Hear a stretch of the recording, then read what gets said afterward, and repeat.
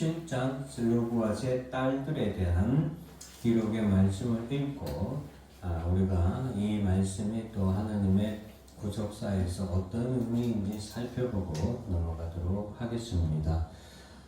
이 슬로브앗의 딸들에 대해서 27장 1절은 그 족보를 언급하고 있는데 이 족보를 이렇게 언급하면서 슬로브앗의 딸들이 하나님 앞에 나와서 하나님 앞에 자신의 아버지인 슬로브앗이 광야에서 하나님의 뜻대로 죽게 되었고 그로 인하여서 광야에서 죽은 슬로브앗의 스라에는 딸들만 있고 아들이 없는 관계로 이제 가나안 땅을 분배받는 이 시점에서 그 아들에게 그 아버지의 분배 몫을 이렇게 넘겨줘야 되는데 아들이 없으니까 아마도 이 슬로브앗의 딸들에게 그 족속에서 땅을 분배하지 않으려고 했던 것 같습니다. 그로 인해서 이 슬로브앗의 딸들이 모세를 찾아가서 모세에게 자신의 아버지가 광야에서 죽었는데 여호와를 거슬러서 반역을 일으켰던 고라의 무리에 가담하지 아니하였고 오직 광야 생활하다가 자연사하였다라는 것을 말하면서 그 아들이 없다고 해서 어찌 우리에게 하나님의 가나안 땅에 대한 분배가 이루어지지 않는가에 대한 하소를 굽하게 됩니다. 이에 모세는 이것을 하나님 앞에 아뢰게 되고 하나님께서는 오늘 본문에 우리가 읽었던 것처럼 비록 아들이 없지만 슬로브앗의 딸들에게 그 아버지에게 주기로 하였던 가나안 땅의 유업을 이 딸들에게 대신 주도록 할 것을 명령하고 있는 말씀이 기록되어 있습니다. 이게 이제 전반부의 말씀이고 후반부에는 모세가 하나님 앞에서 범죄하였던 사실로 인하여서 이제 가나안 땅에 들어가지 못하고 이제 후계자를 세우고 모세는 하나님의 부르심을 받게 된다는 두 번째 챕터, 그러니까 두 번째 부분의 내용이 이렇게 기록되어 있습니다.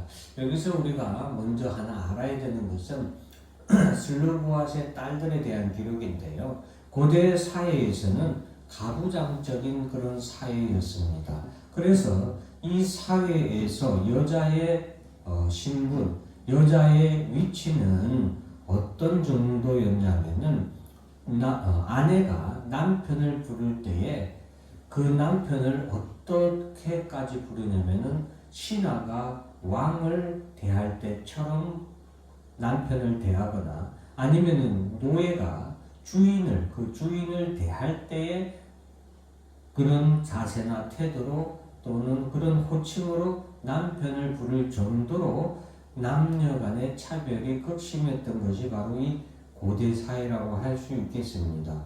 굉장히 가부장적인 그런 사회였기 때문에 여자의 인권이 전혀 인정되지 못하는 그런 사회였습니다.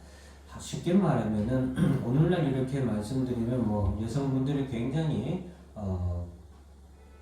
반발을 하고 또 불쾌해 하시겠지만 고대 사회에서는 그랬다는 겁니다. 그래서 오늘 본문에서도 바로 아들이 없기 때문에 이 슬로브앗의 스라에 아들이 없는 이유로 그 집안에 하나님께서 약속하신 가나안 땅을 분배하지 아니했던 일로 인하여서 슬로브앗의 딸들이 이것에 대해서 하나님 앞에 모세에게 항소를 하게 되는 내용이 기록되어 있는 겁니다.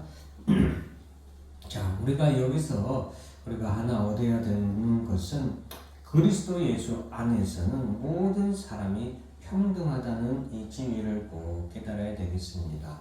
이 고대 사회뿐만이 아니라 초대교회에서도 이와 같은 현상은 계속 지속되었어요. 왜 그러냐면 초대교회의 한 예배당 안에 종과 주인이 같이 예배를 드리는 일이 분명히 일어났거든요. 로마 시대 때도 좋은 노예제도가 있었고 또 계급 사회였기 때문에 그 하나님의 예수 그리스도의 십자가 아래에 주인과 종이, 왕과 신하가, 백성이 한자리에서 예배드리는 일들이 일어났던 것이죠.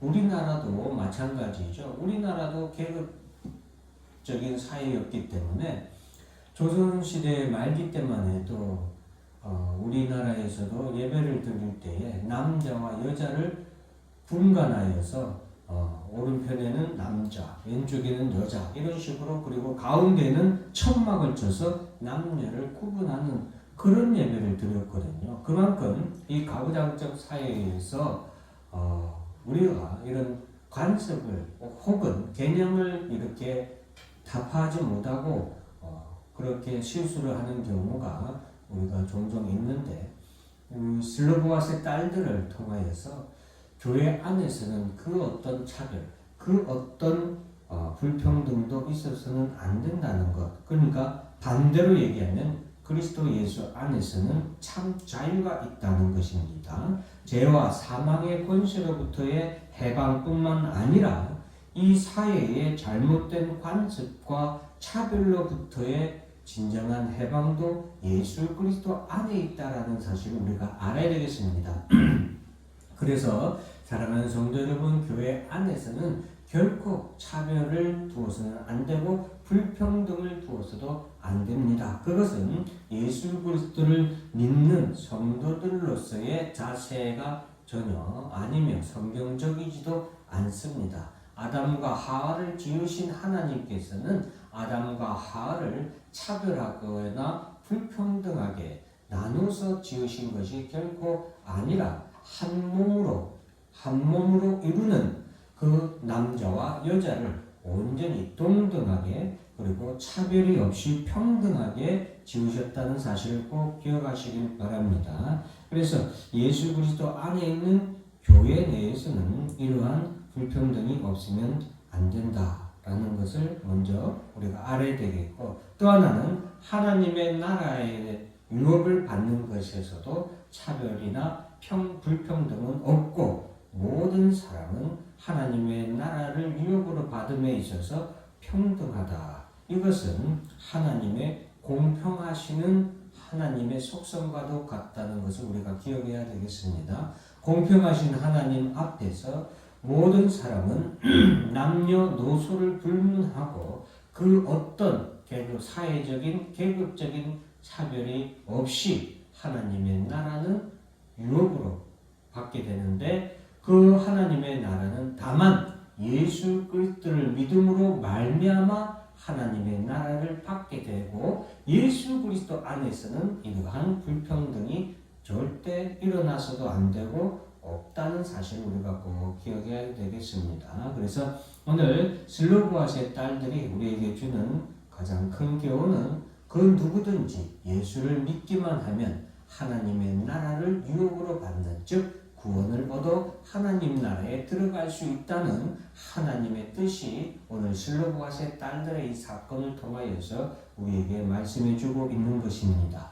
자, 그리고 이제 12절부터는 모세가 가나안 땅에 들어가지 못하고 그 직전에서 하나님의 부름을 받고 이제 여기서 죽게 되는데요. 자, 모세가 가나안 땅에 들어가지 못한 것은 신광야에서 가데스 땅에 있는 지역에 있는 무리바의 물 사건으로 인하여서 모세가 이 가나안 땅에 들어가지 못하게 되었거든요.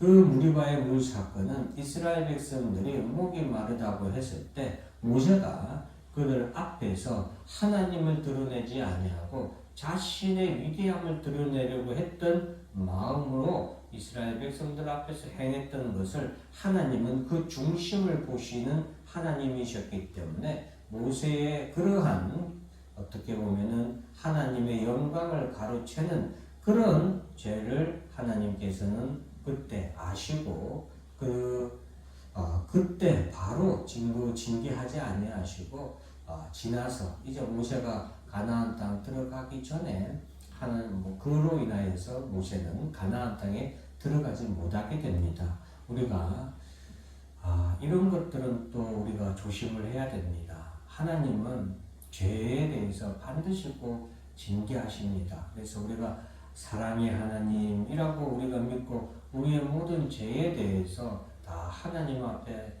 구하면 하나님께서 우리의 모든 죄를 다 사해 주시지만 하나님 앞에서 큰 징계를 우리가 또한 받을 때도 있다는 사실을 꼭 기억을 해야 되겠습니다. 그래서 우리가 예수 그리스도로 말미암아 죄 사함을 받았다고 죄에 대해서 자유함을 얻었다고 해서 죄를 범하고 살 것이냐? 결코 그래서는 안 된다. 오늘 모세의 경우에만 봐도 그가 그렇게 하나님 앞에 순종하고 그리고 그렇게 하나님의 종으로서 이스라엘의 지도자로서 큰 일을 많이 하고 살았음에도 불구하고 무리바에서 있었던 바로 이 사건으로 인하여서 가나안 땅에 들어가지 못하게 된 것을 우리가 좀 기억해야 되겠습니다. 마지막으로 이제 그러한 모세의 죽음 이후에 새로운 지도자, 즉 여호수아가 이스라엘 백성들을 지도하게 되고 그 여호수아를 안수하여서 지도자로 세우는 사건이 기록되어 있죠. 이 여호수아는 예수 그리스도를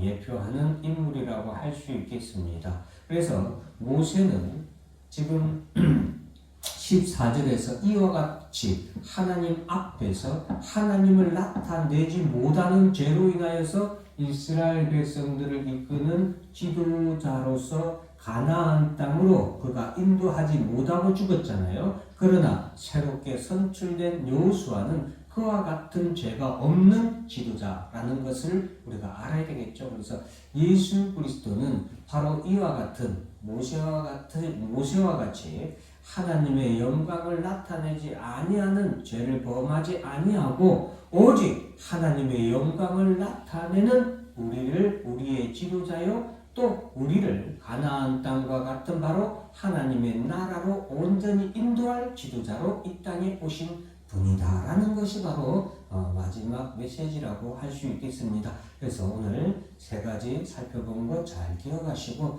우리가 신앙생활 하는데 여러분들에게 유익했으면 좋겠습니다. 기도하겠습니다.